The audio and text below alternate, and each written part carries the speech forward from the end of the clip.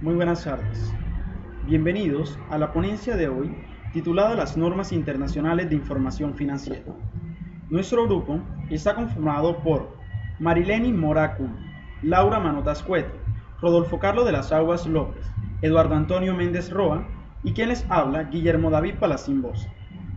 El contenido que tenemos para esta tarde es uno de los más interesantes, ya que trata sobre todo el marco conceptual de las normas internacionales de información financiera y la NIS 1 titulada Adopción por primera vez. En el día de hoy, nuestro contenido inicia con una breve introducción que dará paso a un abreboca de toda la temática que vamos a tratar en esta tarde. En segunda instancia, le proponemos los objetivos y limitaciones de la información financiera.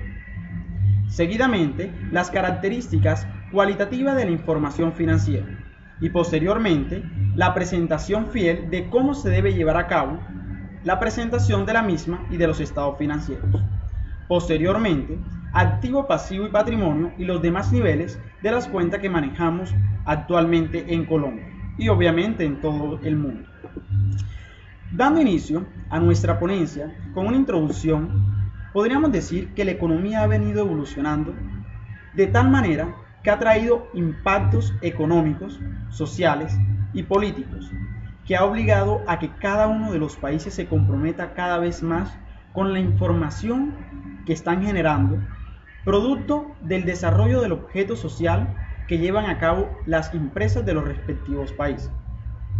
Es necesario decir que para que haya información financiera debe haber obviamente un desarrollo de un objeto social, porque si no hay operaciones de compra y venta, obviamente las transacciones no van a poderse revelar en una información que debe ser útil para los inversionistas, los usuarios, las empresas y las demás entidades financieras, es decir, usuarios internos y externos de la misma. Muchas entidades del mundo y empresas como son las multinacionales cada vez más están más inmersas en el proceso de convergencia contable de las normas internacionales de información financiera. Conocidas por sus siglas en inglés como las IFRS, son un conjunto de estándares que permiten que la información tenga una aceptación mundial. Ahora, ¿por qué la información va a tener una aceptación de carácter mundial? Pues porque las normas internacionales proponen y exigen que la información debe ser preparada con requisitos tales como transparencia y sobre todo comparabilidad. Pero ahora vayámonos un poco más y miremos cuál es la importancia de preparar la información financiera bajo normas internacionales. A ver, si nos ponemos a mirar cómo ha ido evolucionando la economía, nos daremos cuenta que cada vez las empresas más grandes, es decir, las multinacionales y hasta pequeñas y medianas, se preocupan por crear agencias o medios de ventas o plazas de acciones para dar a conocer su producto. ¿Qué pasa? Que para poder nosotros llegar a exportar productos, a importar o a participar activamente en el mercado internacional, es necesario generar una información financiera que me permita a mí abordar los mercados internacionales. Porque si nos ponemos a ver qué tan de calidad es nuestra información en Colombia, podemos encontrar que no cumple con los requisitos totales para poder llegar a abordar esos mercados. Es por ello que las normas internacionales se convierten hoy por hoy en uno de los epicentros más importantes del profesional, de las empresas y de todas las personas que están relacionadas con la economía.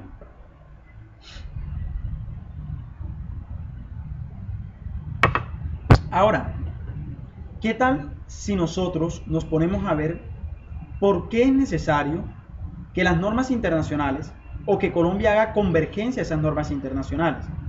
Claro está, si Colombia hace convergencia a normas internacionales, es claro que ya va a poder competir fácilmente, generar información financiera y permitir o abrirle las puertas a nuevos inversionistas, porque una de las herramientas más importantes de los inversionistas, obviamente, es la información financiera.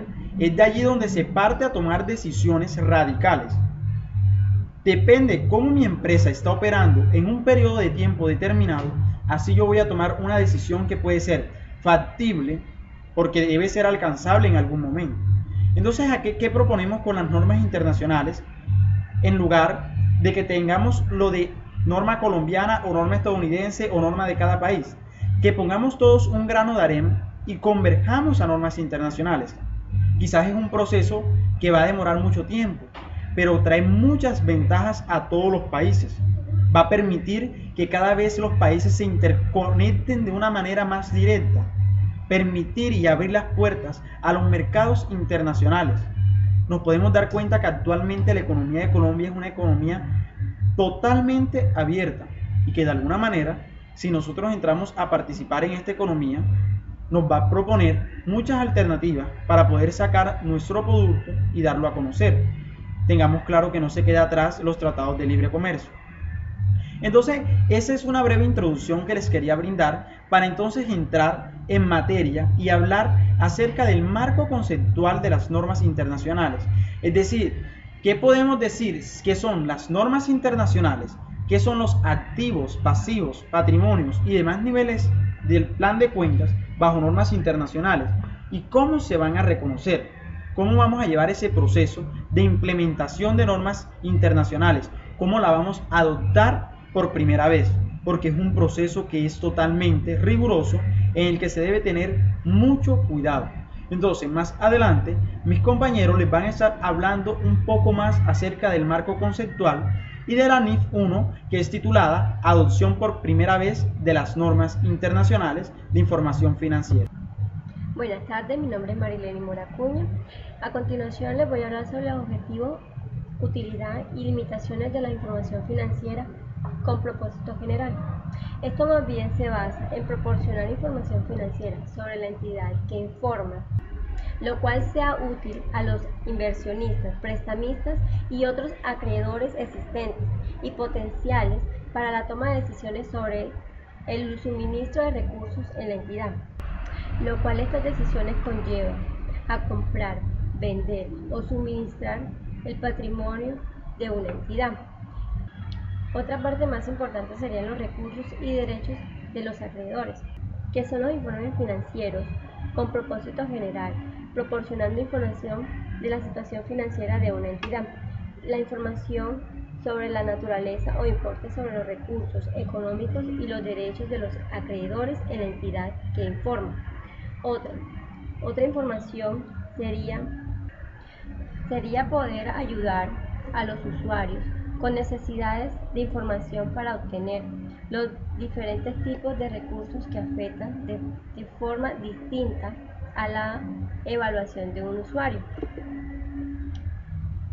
A continuación, las características cualitativas de la información financiera útil, que es relevante, representar fielmente lo que pretende, comparable, oportuna y comprensible. Esto nos quiere decir que para uno entregar una información a cualquier entidad es muy importante que sea algo que esté de acuerdo con lo que lleva la contabilidad en una empresa o cualquier tipo de entidad que esté realizando la persona.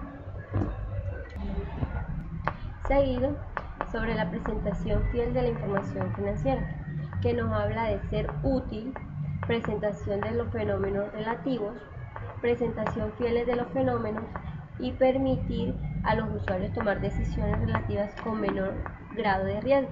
Esto nos quiere decir que en una entidad es muy importante tener en cuenta los tipos de riesgo que pueden existir en el momento de hacer cualquier tipo de información financiera que tengan ciertas limitaciones para evitar que haya un gran riesgo de perder o desaparecer definitivamente cualquier tipo de entidad.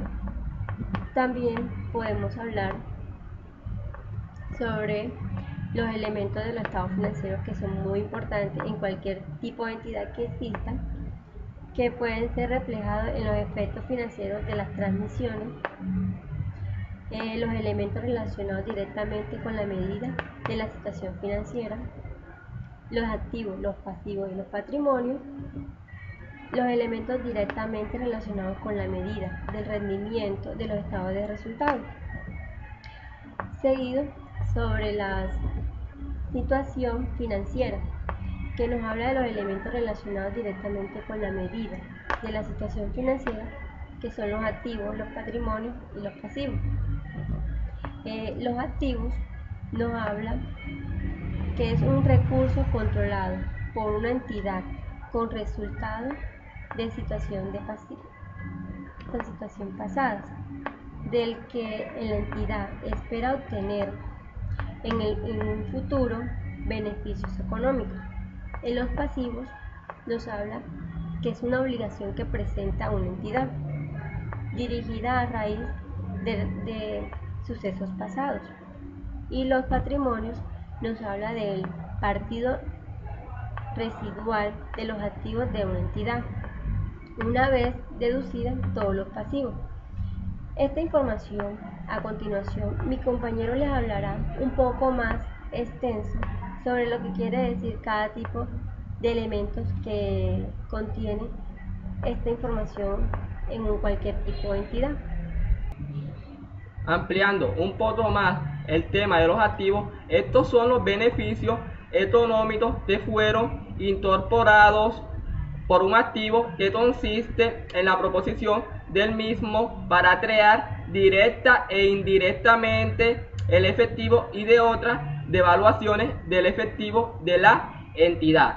Este es de un tipo productivo, que es la parte organizacional de la entidad, como por ejemplo los activos pueden ser la combinación entre activos, los precios de bienes y servicios a través de los activos y el intercambio entre los activos utilizando satisfactoriamente el pasivo entre los disponibles proveedores del capital. Muchas gracias. Bueno, compañeros, hablando un poco más acerca de los pasivos, que corresponden al conjunto de obligaciones en la cual incurre la organización al momento de llevar a cabo el desarrollo de su actividad económica principal. Bajo normas internacionales, los pasivos corresponden a todas aquellas obligaciones que son susceptibles de generar algún bien para la empresa. Es claro que en nuestra vida cotidiana algunas empresas adquieren obligaciones que no necesariamente están relacionadas con la parte directa a la cual ellas se dedican. Por ejemplo, bajo normas internacionales es importante reconocer el efecto de las deudas que adquiramos con nuestros proveedores, es decir, sobre aquellas personas o sobre aquellos entes jurídicos a los cuales nos suministren todos los materiales necesarios para llevar a cabo un proceso de producción en el caso que seamos una empresa manufacturera. Caso dado en el que seamos comercial, obviamente se va a pertenecer o se va a relacionar con la mercancía que no es fabricada por la empresa, pero que también va a ser susceptible de generar ingresos más adelante. Los pasivos bajo normas internacionales deben ser reconocidos de tal manera que puedan medirse en los balances generales. Como es sabido, las cuentas de activos, pasivos y patrimonio, numeradas como 1, 2 y 3, son aquellas que comprenden el balance general, quien nos permite saber detalladamente cuáles son el conjunto de bienes y servicios del cual la empresa tiene, y además el conjunto de obligaciones en las cuales ha incurrido. Respectivamente, el patrimonio hace referencia a todas aquellas utilidades que se adquieren después de ejercer un periodo grabado. Entonces, ¿qué pasa? Los activos, pasivos y patrimonios son tres cuentas a los cuales hay que hacerle un proceso bajo normas internacionales muy riguroso. Es por ello que el reconocimiento debe ser de tal manera que nos permita mostrarlo en el balance general, que se pueda medir, que sea cuantificable. El patrimonio, como les venía comentando, hace referencia principalmente a todas aquellas utilidades que obtiene el ente económico después de deducirle prácticamente a sus ingresos todos los gastos y costos. Lo que llegamos a tener es una utilidad del ejercicio que debe ser revelada bajo el patrimonio o en la cuenta de patrimonio. Indispensablemente en el caso de aquellas empresas que manejen sucursales al momento de llevar a cabo el proceso de consolidación de estados financieros, es decir, para mostrar la entidad económica como si fuese un solo ente económico,